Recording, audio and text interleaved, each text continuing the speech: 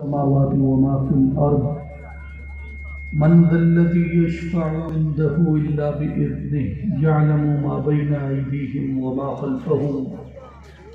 ولا يحيطون بشيء من علمه إلا بما شاء وسع كرسيه السماوات والأرض ولا يؤوده حفظهما وهو العلي العظيم إن الله وملائكته يصلون على النبي يا أيها الذين آمنوا صلوا عليه وسلموا تسليما اللهم صل على سيدنا ومولانا محمد وعلى آل محمد وبارك وسلم الصلاة والسلام عليك يا سيدي يا رسول الله وعلى آلك وأصحابك يا حبيب الله یا محبوب اللہ یا محمد رسول اللہ صلی اللہ علیہ وسلم۔ قابل احترام بھائیوں، ساتھیوں اور بزرگوں، حاضرین، ناظرین اور سامعین، السلام علیکم ورحمۃ اللہ وبرکاتہ۔ آپ تمام تشریف لانے والے معزز اور محترم بھائیوں کو، بزرگوں کو، مہمانان گرامی کو، حضور مرشد کریم جانشین سلطان الفقر، سرپرست اعلیٰ اصلاحی جماعت و عالمی تنظیم العارفین حضرت سخی سلطان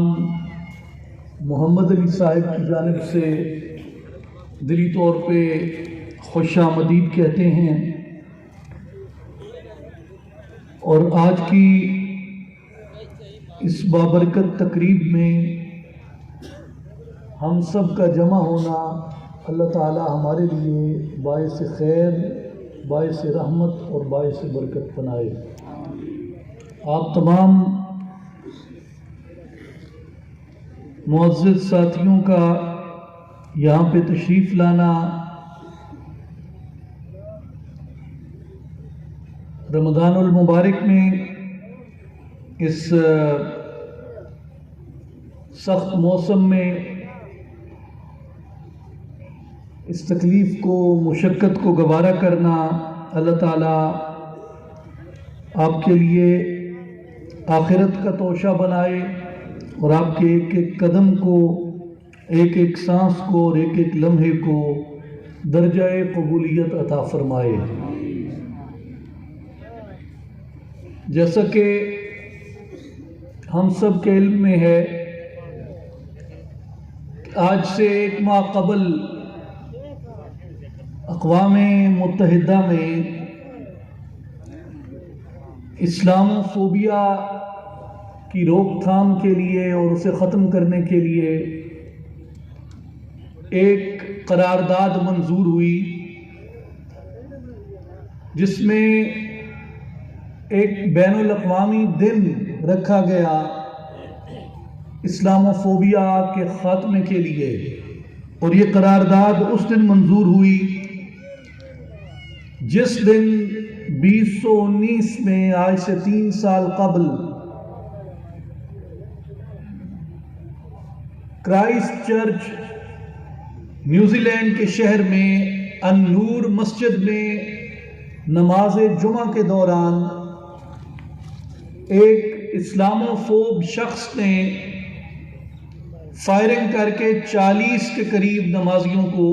شہید کیا، اور اس دن کی مناسبت سے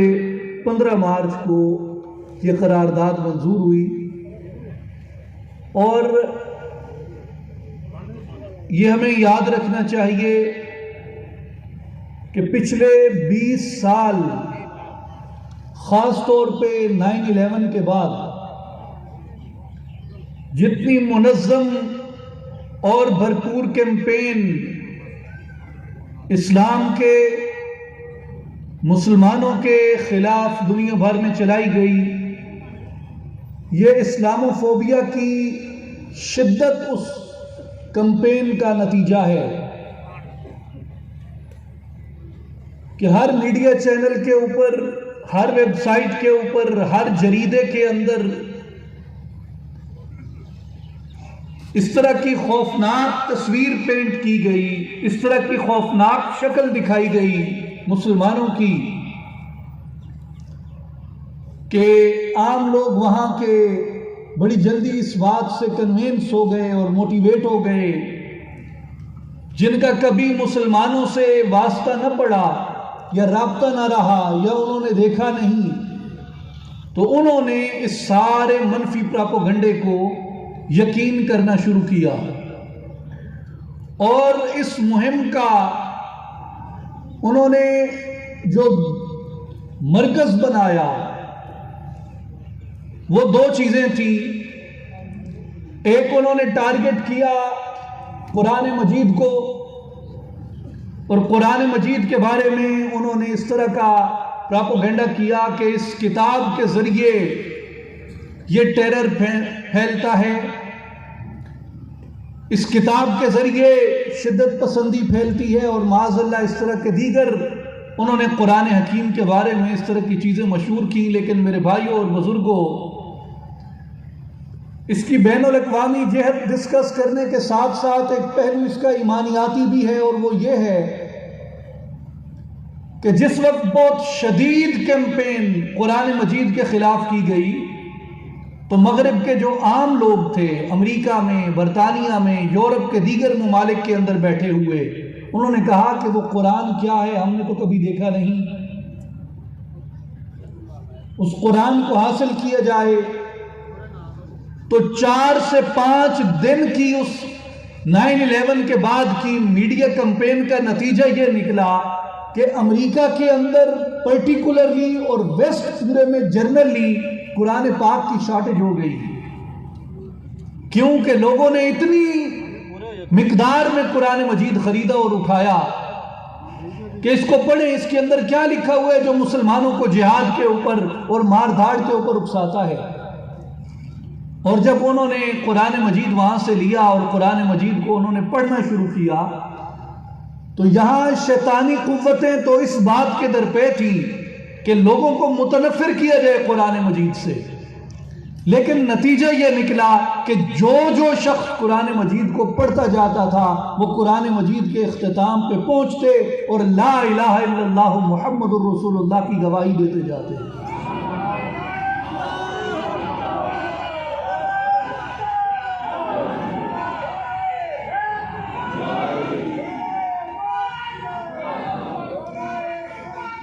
تو یہ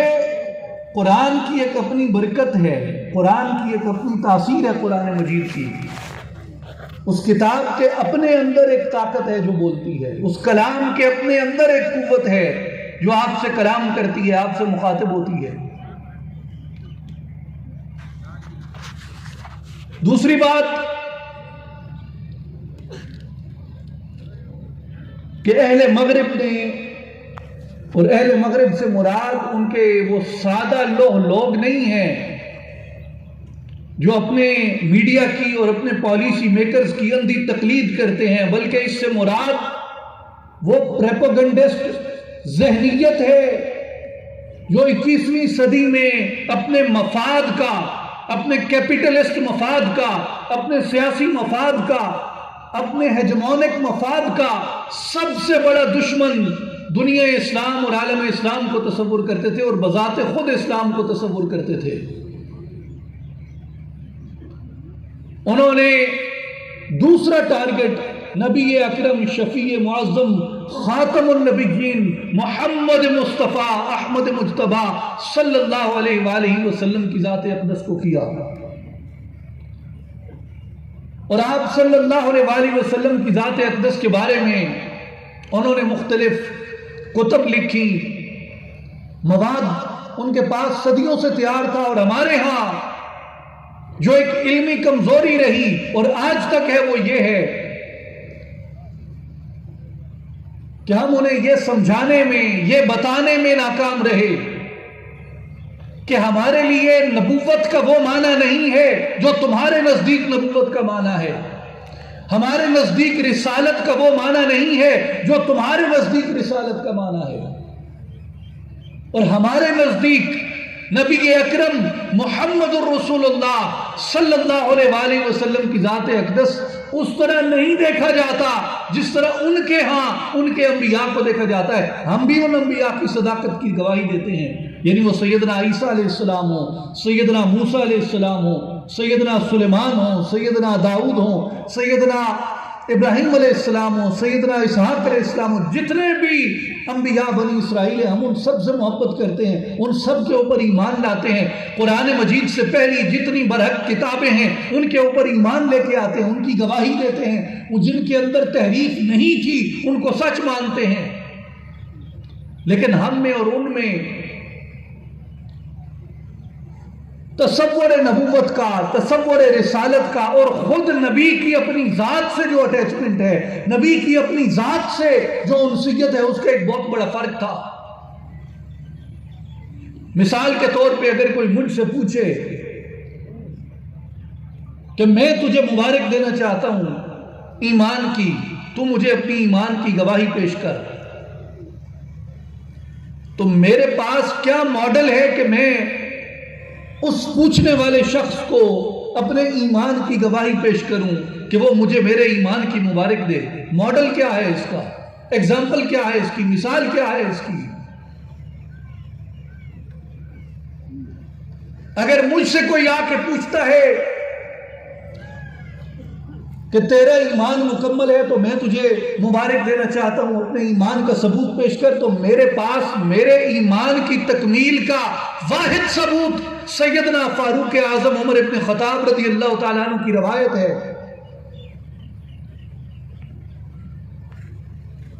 کہ نبی پاک علیہ الصلوۃ والسلام نے فرمایا، عمر ایمان کی کیا کیفیت ہے؟ عرض کی یا رسول اللہ، جان کے بعد سب سے زیادہ آپ سے محبت کرتا ہوں. فرمایا تب تک ایمان پورا ہی نہیں ہو سکتا جب تک ماں باپ بہن بھائی بیوی بچے مال اسباب یہ کائنات چرند پرند دنیا متاع غرور دولت منصب عہدے مرتبے حتیٰ کہ اپنی جان سے بڑھ کر بھی میری ذات سے محبت نہیں کرتے. میرے بھائیو، یہ صرف ایک میری بات نہیں ہے، یہ ہر مسلمان کے ایمان کا درجہ اور ہر مسلمان کے ایمان کی سب سے پہلی کمٹمنٹ ہے، جسے نبی پاک علیہ الصلوۃ والسلام نے فرمایا لا یؤمن احدکم حتی اکون احب الیہ من والدہ وولدہ والناس اجمعین. تم میں سے تب تک کسی کا ایمان ہو ہی نہیں سکتا، کوئی مومن ہی نہیں ہو سکتا جب تک وہ اپنے ماں باپ بیوی بچوں حتیٰ کہ اپنی جان اور حتیٰ کہ کل لوگوں سے بڑھ کے میری ذات گرامی سے محبت نہیں کرتا. میرے بھائیوں اور بزرگوں، میرے دوستوں اور ساتھیوں، نبی پاک علیہ الصلوۃ والسلام کی ذات گرامی سے ہماری جو محبت ہے وہ اس محبت سے بڑھ کر ہے جو مجھے اپنی ماں یا اپنے والد سے ہے، وہ اس محبت سے بڑھ کر ہے جو مجھے اپنے بچوں یا خود اپنی ذات سے ہے، وہ اس محبت سے بڑھ کے ہے جو مجھے مناصب سے یا عہدوں سے یا مال و دولت سے یا کائنات اور دنیا و ما فیہا کی محبت جتنی ہے. ہر چیز سے بڑھ کے مسلمان کے ایمان کا معیار یہ ہے کہ وہ ہر ایک چیز سے بڑھ کے نبی اکرم صلی اللہ علیہ وسلم کی ذات سے محبت کرتا ہے. اور قرآن مجید نے مسلمان کو یہ بات سکھائی ہے. قرآن مجید نے یہ بات سکھائی کہ قل ان کان آباؤکم و ابناؤکم و اخوانکم و ازواجکم و عشیرتکم و اموال اقترفتموها و تجارت تخشون کسادها و مساکن ترضونها احب الیکم من اللہ و رسولہ و جہاد فی سبیل اللہ فتربصوا حتی یأتی اللہ بامرہ. کہ اے محبوب صلی اللہ علیہ وسلم آپ فرما دیجئے، اگر تمہیں اپنے ماں باپ، اپنی اولادیں، اپنے بھائی، اپنی بہنیں، اپنی ازواج یا وہ اموال یا وہ تجارت جس کے خسارے کا تمہیں اندیشہ رہتا ہے، یہ تمہارے وہ مکان جنہیں تم پسند کرتے ہو اگر تمہیں اللہ سے زیادہ عزیز ہو گئے، اگر تمہیں رسول اللہ سے زیادہ عزیز ہو گئے اور اللہ کی راہ میں جد و جہد کرنے سے زیادہ عزیز ہو گئے، تو پھر خدا کے عذاب کا انتظار کرنا۔ مسلمان نبی اکرم صلی اللہ علیہ وآلہ وسلم کی ذات اقدس سے جو محبت کرتا ہے، وہ کائنات کی ہر ایک چیز سے بڑھ کے حضور صلی اللہ علیہ وآلہ وسلم سے محبت کرتا ہے۔ اور نبی اکرم شہ الاولاق صلی اللہ علیہ وآلہ وسلم کا جو ادب ہے، حضور کی جو تعظیم ہے، یہ میری قبائلی عصبیت نہیں ہے۔ یہاں پہ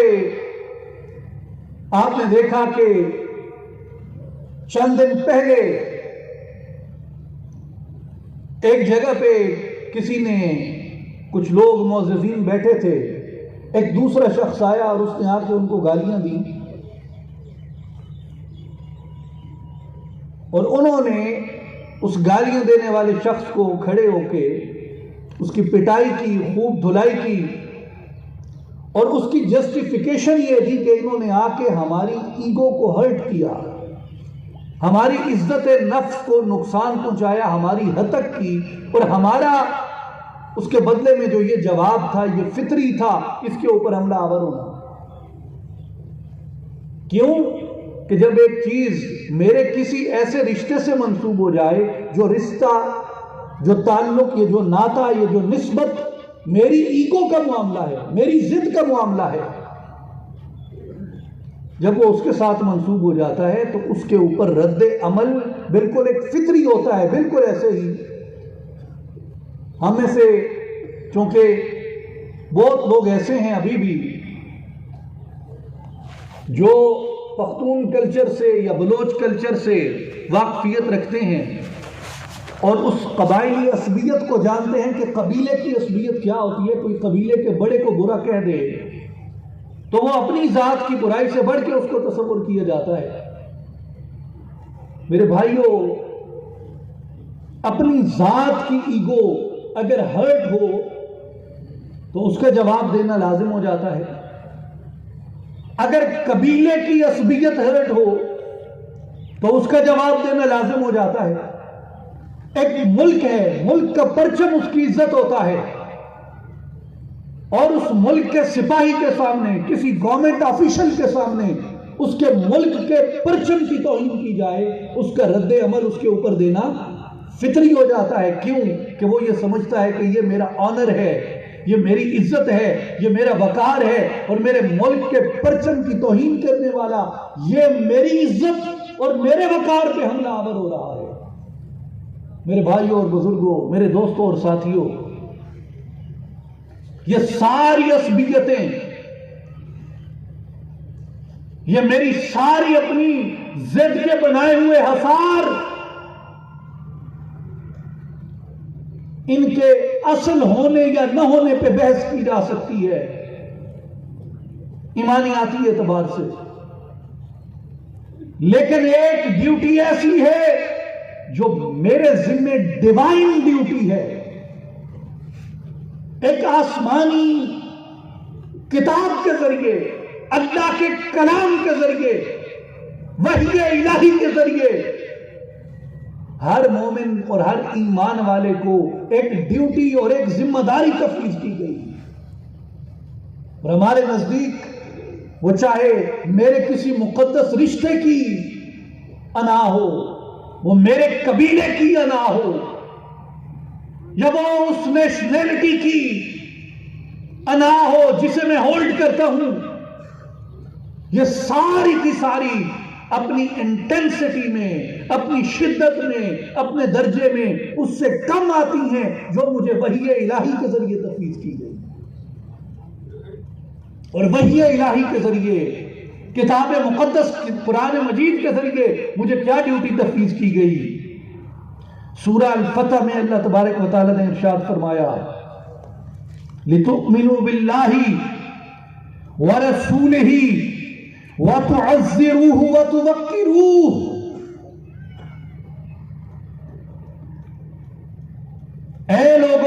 اللہ پر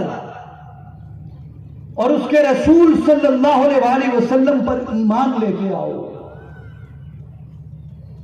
اور ایمان لانے کے بعد تمہاری ذمہ داری کیا ہے؟ ایمان لانے کے بعد تمہاری ڈیوٹی کیا ہے؟ وَتُعَزِّرُوهُ وَتُوَقِّرُوهُ. نبی صلی اللہ علیہ وآلہ وسلم کی تعظیم کرو اور نبی صلی اللہ علیہ وآلہ وسلم کی توقیر کرو. حضور کی عزت اور حضور کی توقیر یہ میرے ذمہ از روح قرآن ایک ڈیوائن ڈیوٹی ہے، ایک مقدس فریضہ ہے میرا. نبی پاک شہل اولاد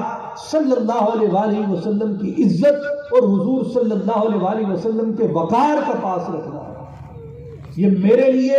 میرے مقدس رشتوں کے وقار سے بڑھ کے ہے، یہ میرے لیے میرے قبیلے کے وقار سے بڑھ کے ہے، یہ میرے لیے میرے ملک کے وقار سے بڑھ کے ہے، یہ میرے لیے دنیا و ماسیحا کی ہر عزت و ہر احترام سے ماورا ہے. نبی پاک کی عزت کرنا، حضور کے وقار کا پاس رکھنا.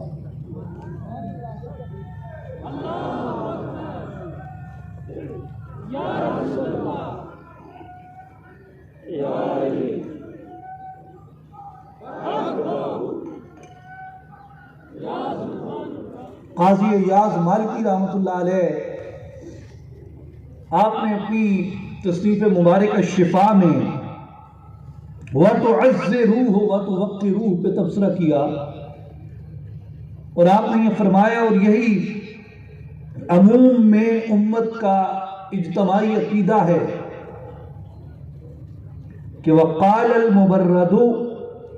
کہ امام مبرد رحمۃ اللہ علیہ نے فرمایا تعزروه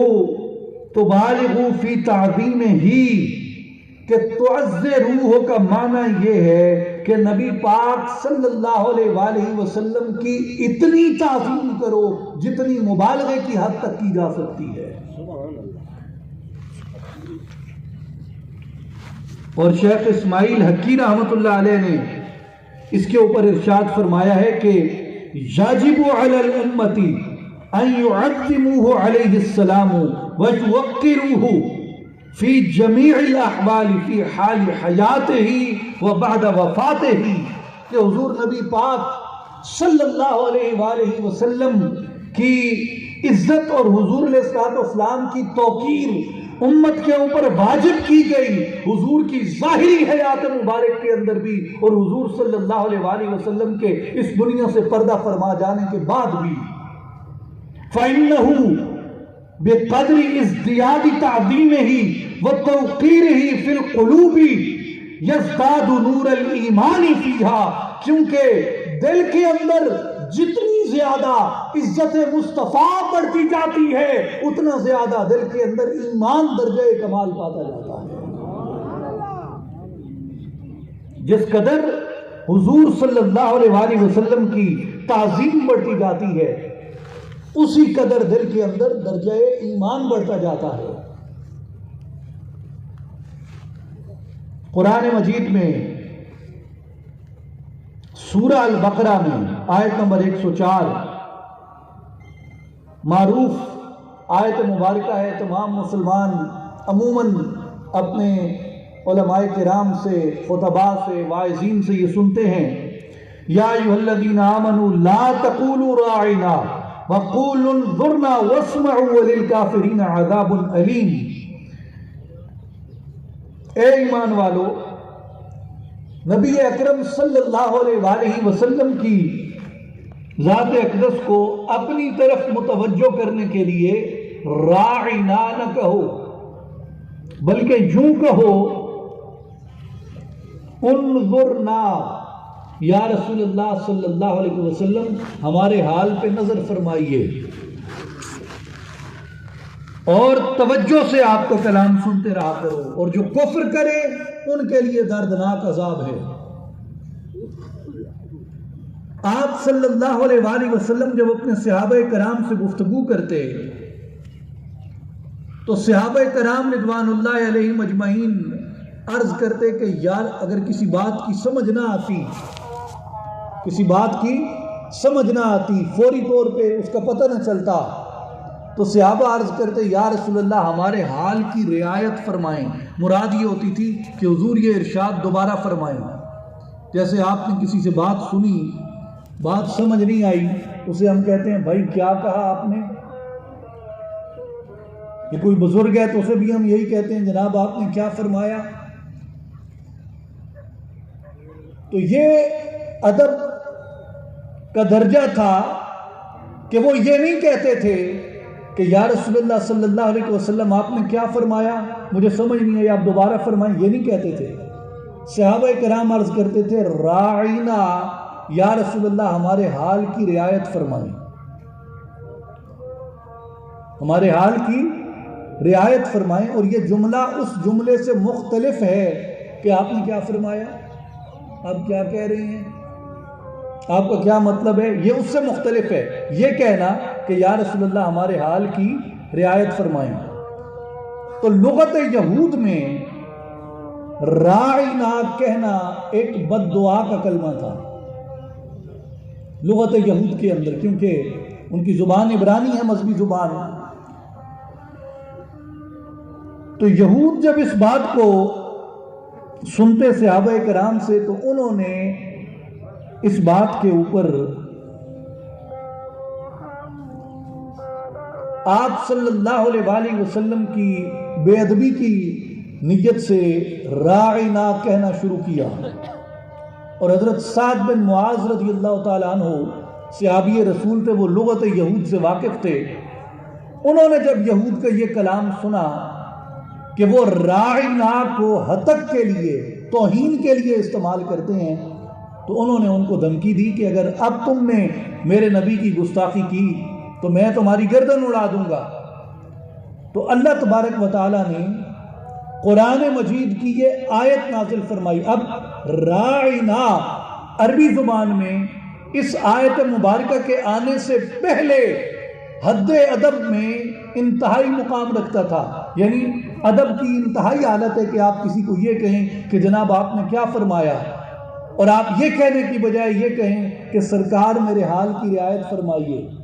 مراد یہ ہے کہ میں کمزور ہوں، میں ناتواں ہوں، میں ادنا ہوں، آپ کے کلام مبارک کو پوری طرح سمجھنے سے قاصر ہوں، اور ادھر ادھر توجہ بٹ گئی، آپ کے ارشاد مبارک کا پورا فیض اپنے سینے میں نہیں اتار سکا. یا رسول اللہ میرے حال کی رعایت فرمائیے. جملہ یہ بھی ادب کی عین حد، ادب کی عین بنیاد کے اوپر قائم تھا، مگر جب یہود نے اس کو ہتک کے لیے استعمال کرنا شروع کیا تو اللہ تعالیٰ نے قرآن مجید میں فرمایا یا ایھا الذین آمنوا لا تقولوا راعنا وقولوا انظرنا. اے ایمان والو تم راعنا کہا ہی نہ کرو کہ مبادا اسے وہ میرے حبیب کی بے ادبی کے لیے استعمال کرے، تم کہا کرو یا رسول اللہ ہماری طرف نظر فرمائیے.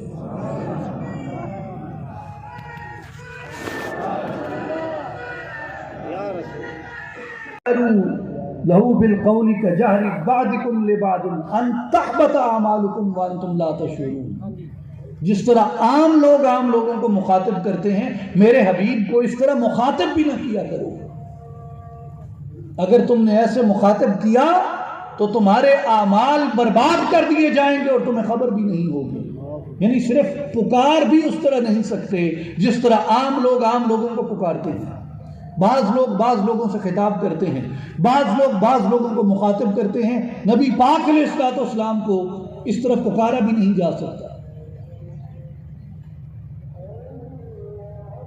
اور معروف بات ہے، اس پہ قاضی ایاز مالکی رحمۃ اللہ علیہ نے شفا میں لکھا ہے، اور علماء بالخصوص اہل السنہ کے علماء میں پوری دنیا اسلام میں یہ بات مستند ہے کہ وہ نبی پاک صلی اللہ علیہ وآلہ وسلم کو مخاطب کرنے کے لیے احتیاط کے پیش نظر کہتے ہیں کہ یہ لازم ہے کہ حضور صلی اللہ علیہ وآلہ وسلم کے اسم مبارک سے حضور کو ندا نہ لگائی جائے، بلکہ حضور کے کسی لقب سے یا حضور صلی اللہ علیہ وآلہ وسلم کے منصب کی کسی رعایت سے آپ کو پکارا جائے. اور وہ یہ کہتے ہیں کہ اس کی دلیل قرآن مجید کے اندر ہے کہ اللہ تعالیٰ نے انبیاء کو قرآن میں جہاں ندا لگائی تو اس ندا میں یا کا صیغہ استعمال کیا. یا آدم، یا نوح، یا ابراہیم، یا موسیٰ، یا عیسیٰ، یا زکریا، جب دیگر انبیاء کو پکارا تو ان کے اسماء سے پکارا، لیکن قرآن مجید میں کئی مقامات پہ نبی پاک علیہ السلام کا اسم مبارک محمد آیا، محمد الرسول اللہ والذین معہ، ما کان محمد نبا احد من رجالکم ولکن رسول اللہ وخاتم النبیین، اسم مبارک آیا، مگر جہاں بھی ندا لگائی، پکارا، تو وہاں یا احمد کہہ کر، یا محمد کہہ کر نہیں پکارا، بلکہ یا ایھا النبی، یا ایھا الرسول، یا ایھا المزمل، یا ایھا المدثر کہہ کر پکارا۔ حضور صلی اللہ علیہ وآلہ وسلم کا ادب تو وہ ادب ہے، احترام تو وہ احترام ہے کہ حضور کو اس طرح پکارا بھی نہیں جا سکتا جس طرح عام لوگوں کو پکارا جاتا ہے۔ اور یہ ندا لگانے والا کون ہے؟ خالق، مالک، جس نے پیدا کیا، جس نے شرف عطا کیے، جس نے نبوت عطا کی، جس نے ختم نبوت عطا کی، جس نے امام الانبیاء بنایا، جس نے سید الانبیاء بنایا، جس نے کائنات کا سردار بنایا، جب وہ پکارتا ہے تو وہ بھی اسم پاک سے ندا نہیں لگاتا، وہ بھی نبی پاک علیہ السلام کی صفت سے، حضور کے منصب سے حضور کو مخاطب فرماتا ہے، اس لیے کہ مومنین کے لیے تنبیہ رہے کہ میرے نبی کے ادب میں قائم ہو جاؤ، میرے نبی کے ادب میں مستحکم ہو جاؤ، میرے نبی کے ادب میں قوی ہو جاؤ۔ میرے بھائیوں اور بزرگوں، دوستوں اور ساتھیوں، یہ قرآن نے ادب سکھایا کہ حضور کو پکارنا کیسے ہے۔ تو ایک جملہ جو میری اور آپ کی لغت، یعنی راعنا کا جملہ لغت اسلامیہ میں تو غلط نہیں تھا، لغت عربیہ میں تو غلط نہیں تھا، یہ لغت یہود کے اندر غلط تھا، تو جب وہ کسی دوسری لغت میں بھی غلط تھا تو اس کے پکارنے سے منع فرما دیا، اور اس کی بجائے جو احتیاط کے قریب تر تھا اسے اختیار کرنے کا حکم فرمایا۔ اسی طرح سورہ الحجرات میں فرمایا یا ایھا الذین آمنوا لا تقدموا بین یدی اللہ ورسولہ واتقوا اللہ ان اللہ سمیع علیم۔ اے ایمان والو، کسی بھی معاملے میں اللہ اور اس کے رسول صلی اللہ علیہ وآلہ وسلم سے آگے نہ بڑھو اور اللہ سے ڈرتے رہو،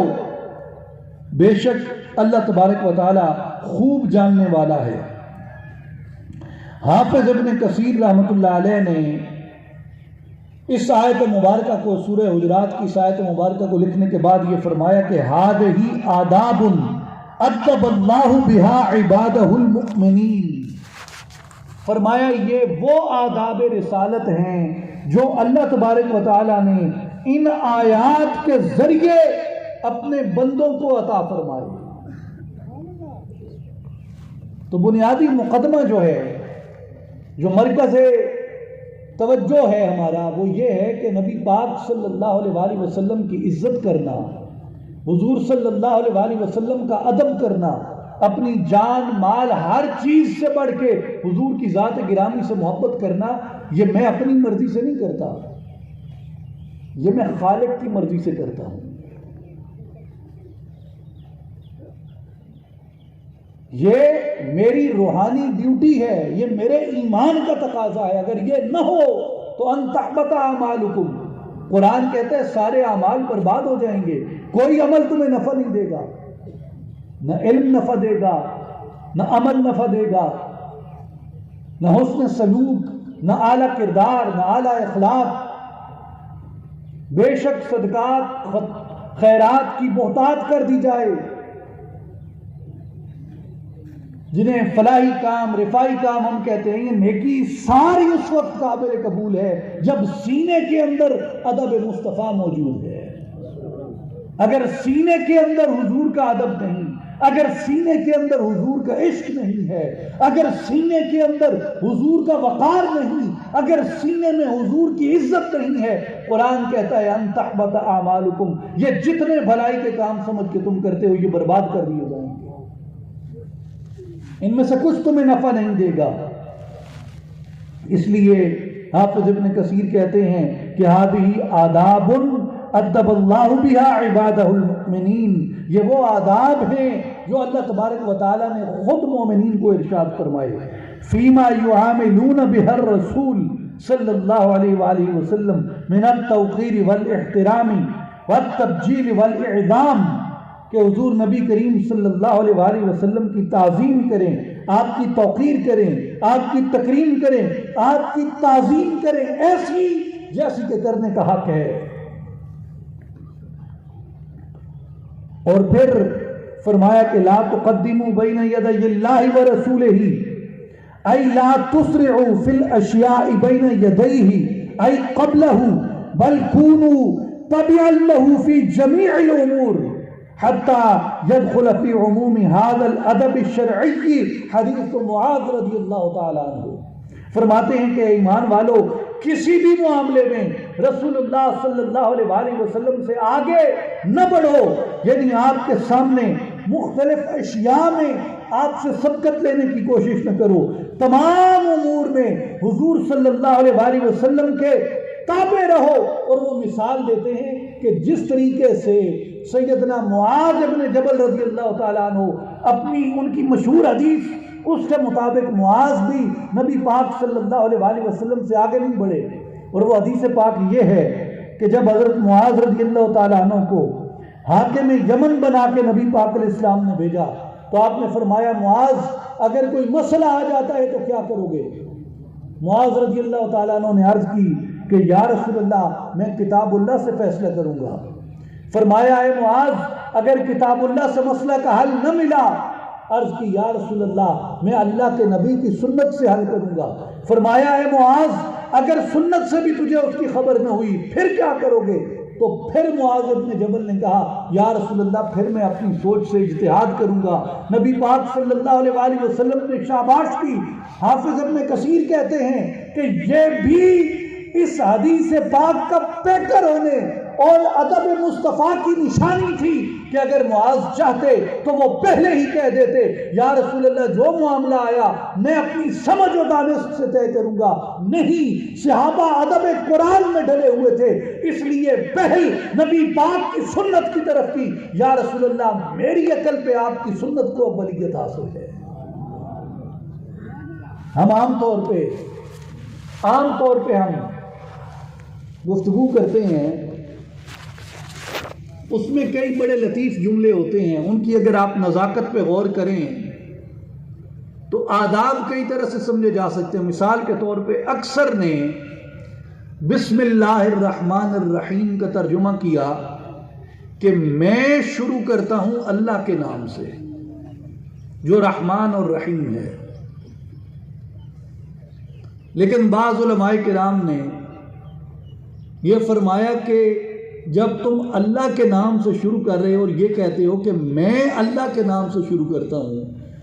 تو غور کرو اپنے جملے میں، تم تو میں سے شروع کر رہے ہو۔ کس سے شروع کر رہے ہو؟ میں سے۔ تو پھر اللہ کے نام سے شروع کر رہے ہو یا میں سے اپنے آپ سے شروع کر رہے ہو؟ اگر اللہ کے نام سے شروع کر رہے ہو بسم اللہ الرحمن الرحیم تو فرماتے ہیں کہ تقاضائے ادب یہ ہے کہ اس کا ترجمہ یوں نہ کیا جائے کہ میں اللہ کے نام سے شروع کرتا ہوں، بلکہ اس کا ترجمہ یوں کیا جائے کہ اللہ کے نام سے شروع کرتا ہوں۔ ادب کا تقاضا کیا ہے کہ اللہ کے نام سے میں شروع کرتا ہوں جو رحمان اور رحیم ہے۔ اسی طرح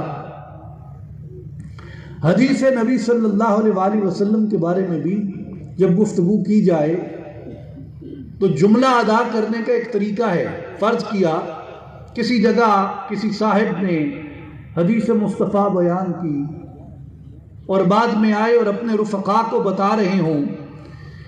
کہ میں نے جب یہ حدیث پاک بیان کی تو اس میں بھی وہ اپنی اولیت رکھ رہا ہے اور حدیث پاک کو اپنے بعد بیان کر رہا ہے، تو بزرگوں کے ادب میں یہ ہے کہ یہاں میں کو مؤخر کیا جائے اور حدیث نبی صلی اللہ علیہ وآلہ وسلم کو مقدم کیا جائے، تو جملہ یوں درست ہوگا کہ جب حضور نبی کریم صلی اللہ علیہ وآلہ وسلم کی حدیث میں نے بیان کی، تو حضور صلی اللہ علیہ وآلہ وسلم کا اسم پاک لینا ہو اپنے اسم کے ساتھ، اپنی مناسبت سے، اپنے کسی عمل سے، تو بھی تقاضائے ادب یہ ہے کہ اپنا ذکر بعد میں کیا جائے، حضور صلی اللہ علیہ وآلہ وسلم کا ذکر پہلے کیا جائے،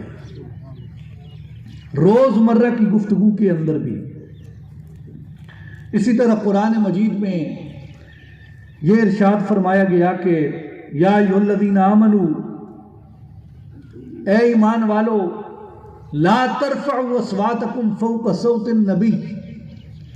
اپنی آوازوں کو نبی اکرم صلی اللہ علیہ وآلہ وسلم کی آواز سے اونچا نہ ہونے دو،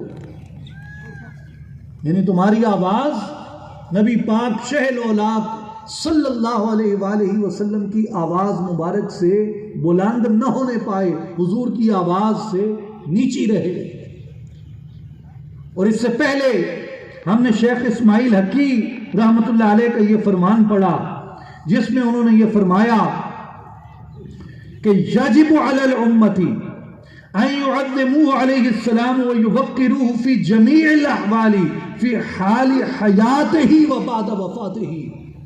کہ حضور کا جو ادب تمہارے اوپر لازم کیا گیا یہ حضور کی حیات ظاہری کے اندر بھی ہے، اور حضور کی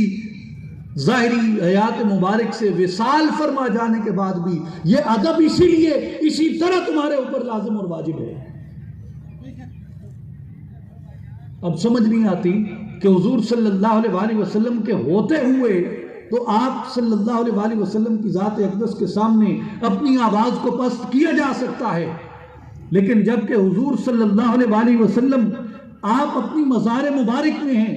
بظاہر تو سامنے جلوہ فرما نہیں ہے، تو کیا اب بھی اس آیت کا ادب اسی طرح ہمارے اوپر لازم ہوگا؟ اس آیت کی تصدیق اور اس آیت پہ عمل کرنا اسی طرح ہمارے اوپر لازم ہوگا؟ تو اس کا جواب ہمیں امیر المؤمنین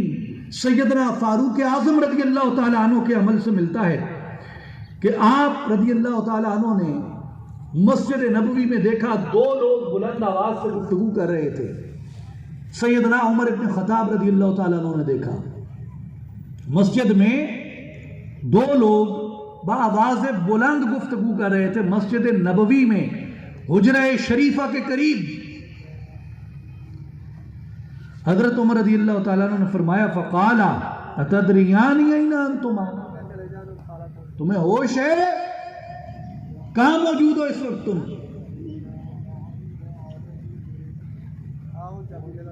ہوش ہے کہ کہاں پہ موجود ہو؟ ثم قال من این انتما، یہ بات فرما کہ پھر انہیں فرمایا کہاں سے آئے ہو؟ قالا من اہل الطائف، وہ دونوں کہنے لگے کہ ہم طائف سے آئے ہیں، ہم طائف سے آئے ہیں۔ فقال لو کنتما من اہل المدینہ لأوجعتکما ضربا، فرمایا طائف سے آئے ہو، دور سے آئے ہو، میں اس لیے تمہیں چھوڑ رہا ہوں، اگر تم دونوں مدینہ سے ہوتے میں تمہیں کوڑے مارتا جا رہا ہوں۔ کیونکہ اہل مدینہ جانتے ہیں کہ حجرہ شریفہ اور ان جہاں آج جالیاں ہیں یہاں جا کے اپنی آواز کو اونچا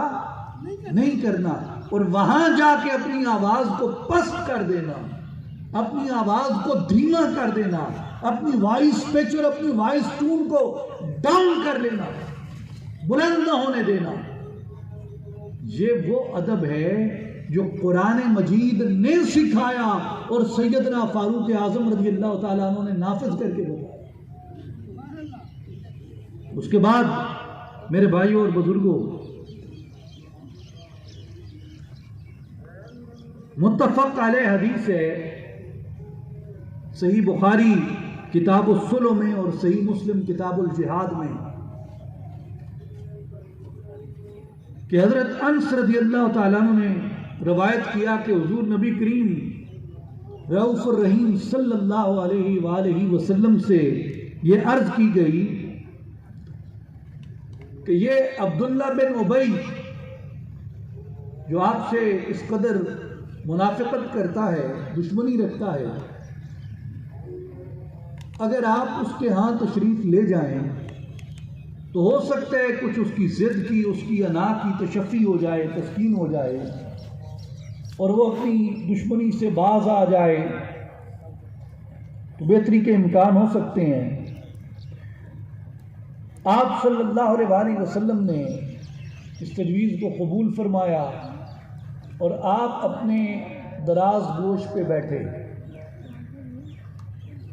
دراز گوش جو ہے وہ ہم اپنی زبان میں جسے خر کہتے ہیں یا گدھا کہتے ہیں، اس کے دونوں کان چونکہ لمبے ہوتے ہیں، تو بزرگ کسی ایسی چیز سے جسے عوام از نظر تحقیر دیکھے یا از نظر تحقیر بیان کرے، اس لفظ کو نبی پاک علیہ السلام کی ذات اقدس کے لیے جب بیان کرنا ہو تو اس طرح بیان نہیں کرتے، بلکہ اسے زیادہ معزز اور محترم لفظ کے ساتھ بیان کرتے ہیں۔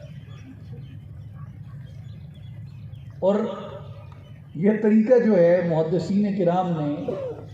اختیار کیا کہ حضور صلی اللہ علیہ وآلہ وسلم کے دراز گوش کا اکثر مقامات پہ ذکر کرتے ہوئے وہ حمار المبارک لکھتے ہیں، یعنی جسے ہم گدھا مبارک کہیں گے، اپنے اس میں کہیں گے۔ تو وہ کہتے ہیں کہ چونکہ ہمارے ہاں جو عرف عام ہے، عرف عام میں گدھا از راہ تحقیر کہا جاتا ہے، از راہ تحقیر کہا جاتا ہے، تو اس لیے جب حضور کی سواری کا ذکر کرو تو ایسا لفظ استعمال نہ کرو جو از راہ تحقیر ہو، اس کی بجائے اسے دراز گوش کہا جائے، اس لیے کہ حضور کی سواری کے لیے کسی کے ذہن میں تحقیر اور شان میں کمی واقع نہ ہو۔ تو نبی پاک علیہ السلام آپ اپنے دراز گوش پہ سوار ہوئے۔ جب آپ وہاں سے عبداللہ بن ابی کے قریب پہنچے تو اس منافق نے کہا فقال الیک عنی، مجھ سے دور ہو جاؤ، واللہ لقد اذانی نتن حمارک، مجھے تمہارے گدھے کی بدبو تنگ کر رہی ہے۔ حضور کو مخاطب کر کے کہا مجھ سے دور ہو جاؤ، کہ یہ آپ کے گدھے کی جو بو ہے یہ مجھے تنگ کر رہی ہے، سائڈ پہ لے جاؤ اس کو۔ ان میں سے جو حضور صلی اللہ علیہ وآلہ وسلم کے ساتھ صحابہ تھے، ان میں سے ایک شخص تھا، اور اس نے اپنی تلوار سونتتے کھینچتے ہوئے کہا کہ واللہ لحمار رسول اللہ صلی اللہ علیہ وسلم اطیب الریحا منکا، انہوں نے فرمایا اوے منافق بیٹھ جا پیچھے، نبی پاک کے حمار کی خوشبو تیری بدبو سے بہتر ہے۔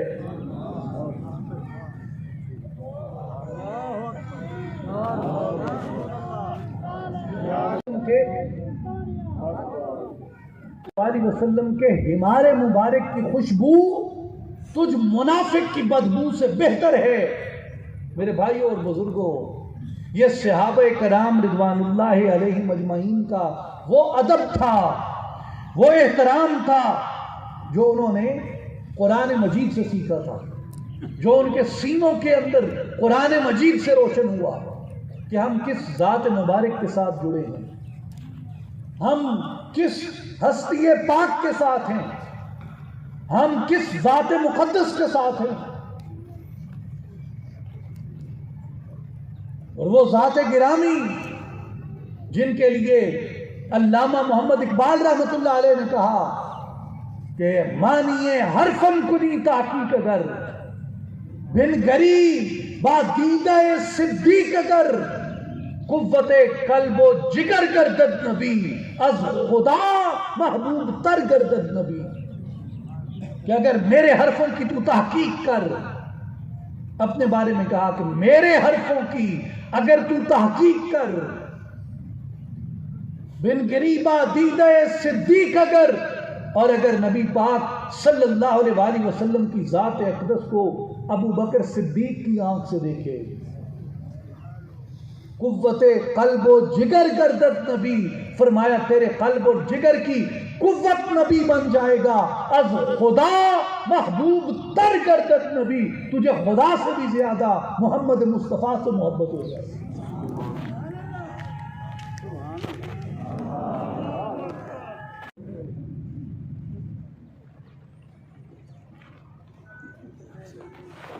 اس لیے صحابہ کرام رضوان اللہ علیہم اجمعین کا جو طریق مبارک تھا وہ عین ادب کے اوپر قائم تھا، وہ عین احترام کے اوپر قائم تھا، اور کوئی ایسا لفظ، کوئی ایسا حرف، کوئی ایسی حرکت، کوئی ایسی سکنت، کوئی تلفظ کا طریقہ کار ایسا جو منافی وقار مصطفیٰ صلی اللہ علیہ وآلہ وسلم ہوتا، نہ صرف یہ کہ وہ خود اسے ترک کرتے، بلکہ اگر اسے اپنے سامنے رونما ہوتا دیکھتے تو لوگوں کو تنبیہ کرتے۔ حضور صلی اللہ علیہ وآلہ وسلم کی ذات گرامی سے یہ وہ الفت ہے، یہ وہ محبت ہے، یہ وہ تعلق ہے جو ہمارے ایمان میں جوڑا۔ حضور صلی اللہ علیہ وآلہ وسلم کے اس وقار کی، حضور کی عزت کی، حضور کی ناموس کی یہ پاسبانی، یہ بعد والوں کی اختراع نہیں ہے، یہ اللہ تبارک و تعالی نے اپنی پاک مقدس کتاب کے اندر ہمیں سمجھا دی، ہمارے ذمے یہ فریضہ کر دیا۔ اس لیے جب ایک غیر مسلم کو یہ بات دیکھنے کو ملتی ہے تو ان کے لیے یہ چیز ایک طرح سے اجنبی ہوتی ہے۔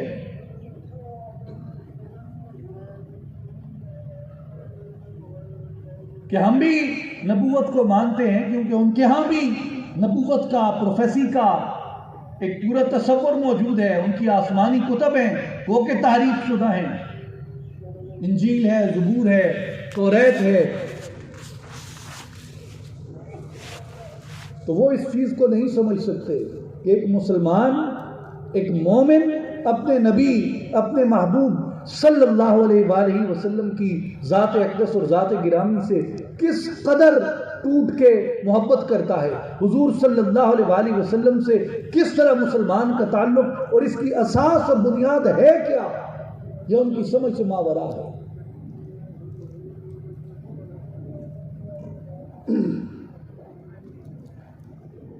اس لیے علامہ اقبال رحمۃ اللہ علیہ نے یہ بتایا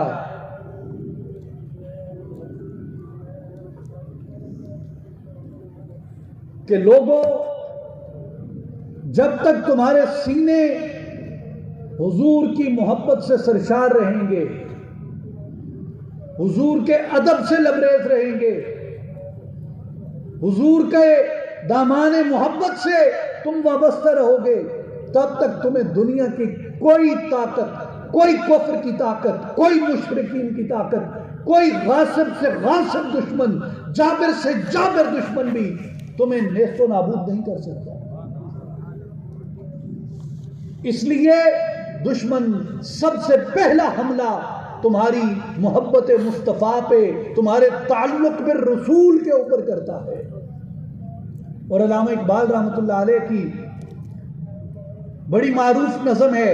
ابلیس کا فرمان اپنے سیاسی فرزندوں کے نام، اس میں علامہ اقبال رحمۃ اللہ علیہ نے بتایا کہ ابلیس اپنے چیلوں کو، اپنے کارندوں کو یہ بتاتا ہے کہ لا کر برہمنوں کو سیاست کے پیچ میں زناریوں کو دیر و کہن سے نکال دو، فکر عرب کو دے کے فرنگی تخیلات اسلام کو حجاز و یمن سے نکال دو، افغانیوں کی غیرت دین کا ہے یہ علاج، ملا کو ان کے کوہ دمن سے نکال دو، یہ فاقہ کش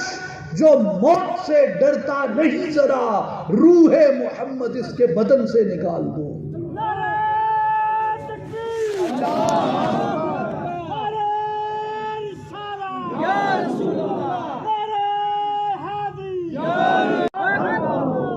یعنی اگر تم یہ چاہو کہ مسلمانوں کو مفتوح کر لو، مسلمانوں کو مغلوب کر لو، ان کی سخت طاقت ختم کر دی جائے، تو ابلیس اپنے فرزندوں کو کہتا ہے کہ اس کا طریقہ یہ ہے کہ ان کے سینوں سے حب مصطفیٰ صلی اللہ علیہ وآلہ وسلم کو بتدریج کم کرتے جاؤ، اور حب مصطفیٰ کی بجائے، حب نبی کی بجائے ان کے درمیان اس طرح کا انتشار پیدا کر دو کہ نبی صلی اللہ علیہ وآلہ وسلم کا ادب کرنا، نبی صلی اللہ علیہ وآلہ وسلم کی تعظیم اور توقیر کرنا ان کے لیے طعنہ کا درجہ بن جائے۔ اس لیے ہمیں پچھلے بالخصوص 20-22 برسوں میں، اور اس سے پہلے بھی ایک طویل عرصے سے، جب سے یہاں حکومت برطانیہ قائم ہوئی، ہمیں وقتاً فوقتاً ٹیسٹ لگائے جاتے رہے کہ ان کے اندر نبی پاک علیہ السلام کی محبت کا، حضور صلی اللہ علیہ وآلہ وسلم کے عشق کا کیا درجہ موجود ہے، اور ایسے ہمارے درمیان انہوں نے افکار پھیلائے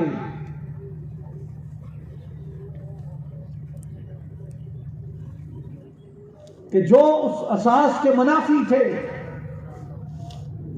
میرے بھائیوں اور بزرگوں، جو اولیاء اللہ کا طریق ہے، جو اولیاء اللہ کا راستہ ہے،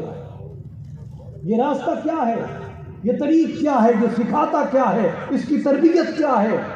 اس کی سب سے بڑی تربیت عشق مصطفیٰ ہے، اس کی سب سے بڑی تربیت ادب مصطفیٰ ہے، اور اس کی سب سے بڑی برکت کی بات جو ہے وہ ذکر مصطفیٰ کی کثرت ہے، درود پاک کی کثرت ہے، اور نبی پاک علیہ السلام کی ذات مبارک کی، نبی پاک علیہ السلام کے اسم مبارک کی وہ غایت کے ساتھ، مبالغے کے ساتھ تعظیم اور توقیر کرنا ہے۔ یعنی اب دنیا میں تصوف کی کئی اقسام ہیں، یعنی سریت بھی ہے، ایگزسٹینشل فلاسفی بھی ہے، اور اس کے علاوہ بھی بدھزم میں، جین مت میں، ہندو مت میں، سکھزم میں، زورسٹیرینز میں، کئی مذاہب میں کوئی نہ کوئی ملتا جلتا، یعنی صوفی وزڈم جس کو وہ کہتے ہیں، وہ کہیں نہ کہیں موجود ہے۔ لیکن تصوف اسلام ان سے کس طریقے سے مختلف ہوتا ہے؟ جو تصوف اسلام کی بنیاد ہے، جو اس کی غایت ہے، آپ کتب حضرت سلطان العارفین سلطان باہو رحمۃ اللہ علیہ کو پڑھیں۔ ایک عجیب نکتہ حضرت سلطان العارفین رحمۃ اللہ علیہ نے بیان کیا، اور آپ نے یہ فرمایا کہ اگر کسی طالب کو مقام فنا سے بلند رتبہ نصیب نہ تو ہو سکتا ہے وہ بارگاہ مصطفیٰ صلی اللہ علیہ وآلہ وسلم کے اندر حضور کی مجلس اور حضور کی حضوری میں پہنچ کر بھی وہ دنیا کا سوال کر بیٹھے۔ گویا حضرت سلطان العارفین کے نزدیک فنا فی اللہ کا، بقا باللہ کا مقام حاصل کرنا بھی اس لیے ضروری ہے کہ جب بارگاہ مصطفیٰ میں حاضر ہو تو غایت ادب کو ملحوظ رکھ سکو، حضور کی بارگاہ سے سوائے حضور کے کوئی اور سوال نہ کرو، حضور کی بارگاہ سے سوائے حضور کے کسی اور چیز کو طلب نہ کرو۔ اور آپ نے فرمایا کہ سب سے بلند مرتبہ تصوف کے اندر یہ ہے، معرفت کے اندر یہ ہے، اور سب سے عظیم فقر یہ ہے کہ کسی شخص کو نبی پاک کی دائمی حضوری نصیب ہو جائے۔ میرے بھائیوں اور بزرگوں، ان کے نزدیک، اولیاء اللہ کے نزدیک تصوف کا سب سے بڑا رتبہ، سب سے بڑا درجہ یہ ہے کہ حضور صلی اللہ علیہ وآلہ وسلم کی زیارت ہمہ وقت کسی کو میسر آتی ہے۔ میرے بھائیوں اور بزرگوں، اولیاء اللہ کے نزدیک اللہ تعالیٰ کے کئی مظاہر ہیں، اس کی قدرت کے کئی مظاہر ہیں، اس کی قدرت کی کئی نشانیاں ہیں۔ میرا آپ کا سانس لینا بھی اس کی قدرت کی نشانی ہے۔ جب ہم میں سے کسی کو موت آتی ہے، موت آنا بھی اس کی قدرت کی نشانی ہے۔ جب بچہ پیدا ہوتا ہے، بچے کا پیدا ہونا بھی اس کی قدرت کی نشانی ہے۔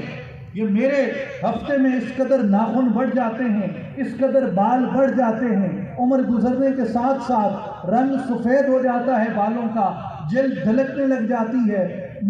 اعضاء کے اندر قوت کم ہونے لگتی ہے، یہ سب اس کی قدرت کی نشانی ہے۔ رات دن کے پیچھے لگی ہے، دن رات کے پیچھے لگا ہے، یہ سب اس کی قدرت کی نشانیاں ہیں۔ سورج ہے، چاند ہے، ستارے ہیں، سیارے ہیں، موسم ہے، ہوا ہے، پانی ہے، آگ ہے، کہیں ٹھنڈ ہے، کہیں گرمی ہے، کوئی چیز جلا دیتی ہے، کوئی چیز بجھا دیتی ہے، کسی چیز کی تاثیر کوئی ہے، کوئی چیز چھوٹی ہے، کوئی چیز بڑی ہے، کچھ قریب ہے، کچھ دور ہے، کچھ فاصلہ ہے، کچھ وقت ہے، کچھ لمحہ ہے۔ یہ ساری کی ساری دنیا، یہ ساری کائنات، یہ ساری اشیاء، یہ سارے اجزاء، یہ ساری مخلوقات علیحدہ علیحدہ بھی اور مل کر بھی اللہ کی برہان بنتی ہیں، لیکن نبی پاک اللہ کی برہان اعظم ہے۔ سبحان اللہ۔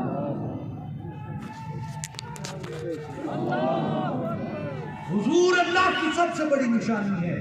سورج بھی خدا کی نشانی ہے مگر برہان اعظم نہیں ہے، چاند بھی خدا کی برہان ہے مگر برہان اعظم نہیں ہے، رات بھی برہان ہے مگر برہان اعظم نہیں ہے، دن بھی برہان ہے مگر برہان اعظم نہیں ہے، پیدا ہونا بھی برہان ہے مگر برہان اعظم نہیں ہے، موت بھی برہان ہے، برہان اعظم نہیں ہے۔ برہان اعظم فقط اور فقط محمد مصطفیٰ کی ذات الہی ہے۔ بزرگوں، میرے دوستوں اور ساتھیوں، جو اولیاء اللہ کی تربیت تھی اور ہے اور رہے گی قیامت تک، اس کی بنیاد، اس کا آغاز، اس کا اختتام، اس کا وسط، اس کا دائرہ، اس کا خط، اس کا مستطیل، جو کچھ بھی اس کا ہے، اس کی ساری جیومیٹری، اس کی ساری ریاضی، اس کی ساری حکمت و فلسفہ، اس کی ساری منطق، وہ اسی بات کی طرف آتی ہے جسے اقبال نے ایک جملے میں سمو کے کہا، وَمُصْطَفَىٰ بِرِسَاں فیشرا کہ دی ہم آؤز۔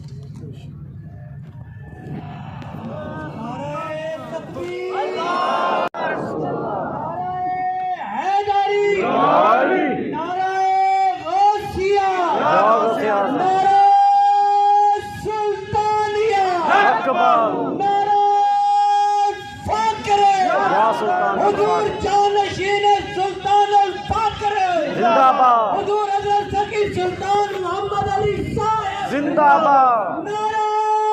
فاقر یا سلطان الفاقر۔ قائد اور مرشد کریم سرپرست اعلیٰ اصلاحی جماعت و عالمی تنظیم العارفین جانشین سلطان الفقر ششم حضرت صفی سلطان محمد علی صاحب، سجادہ نشین آستانہ عالیہ شہباز عارفاں حضرت صفی سلطان محمد عبدالعزیز، دربار عالیہ حضرت صفی سلطان باہو رحمۃ اللہ علیہ، آپ مستد صدارت سے جلوہ فرما ہیں۔ محفل اپنے اختتامی مراحل میں ہے۔ میرے بھائیوں، یہ یاد رکھنے کی چیز ہے کہ ہمارے لیے، اہل ایمان کے لیے، جو تعلق بالرسول ہے، یہ سب سے بڑا جوہر ایمان بلکہ اصل ایمان، جو جس قدر تعلق مصطفیٰ میں پختہ ہے وہ اس قدر اپنے ایمان اور اعتقاد میں پختہ ہے۔ اکثر صوفیاء کاملین نے حضور صلی اللہ علیہ وآلہ وسلم کے برہان اعظم ہونے پہ یہ دلیل دی حدیث قدسی کہ لولا کا لما خلقت الافلاک، اے حبیب صلی اللہ علیہ وسلم اگر آپ نہ ہوتے تو میں افلاک کو بھی پیدا نہ فرماتا۔ لولا کا لما اظہرت الربوبیہ، اے حبیب صلی اللہ علیہ وسلم اگر آپ نہ ہوتے تو میں اپنا رب ہونا بھی ظاہر نہ فرماتا۔ تو حضور صلی اللہ علیہ وسلم اس اعتبار سے باعث تخلیق کائنات، وجہ تخلیق کائنات، حضور علت العلل ہیں۔ حضور صلی اللہ علیہ وآلہ وسلم کل وجوہات کی سب سے بڑی وجہ اور کل اسباب کا سبب اصلی ہے،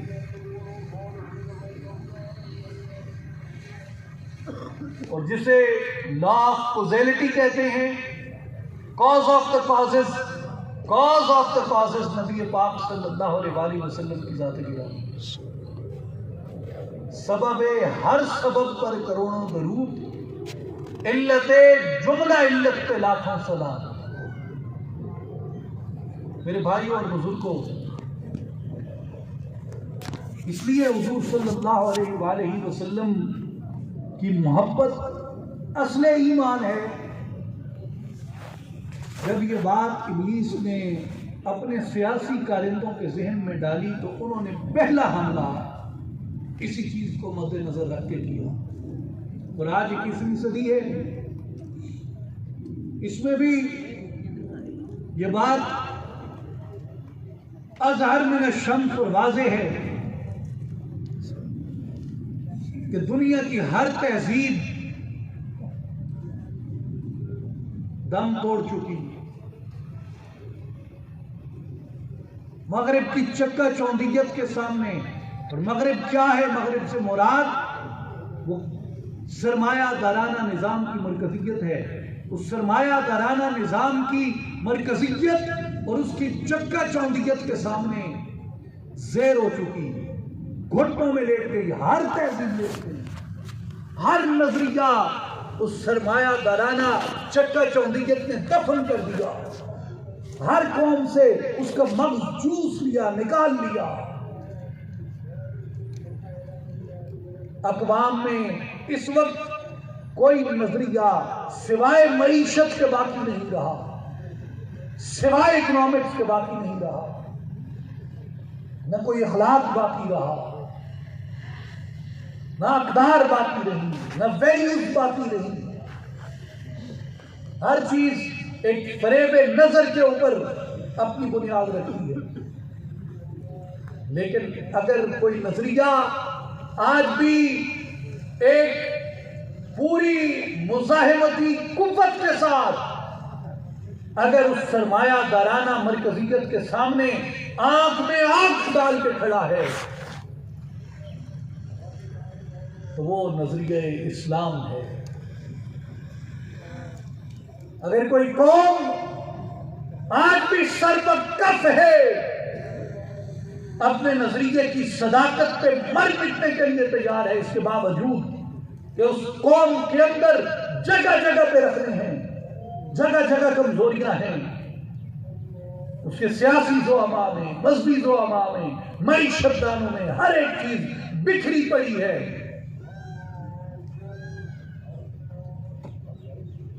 اے نوید مسیحا تیری قوم کا حال عیسیٰ کی بھیڑوں سے ابتر ہوا،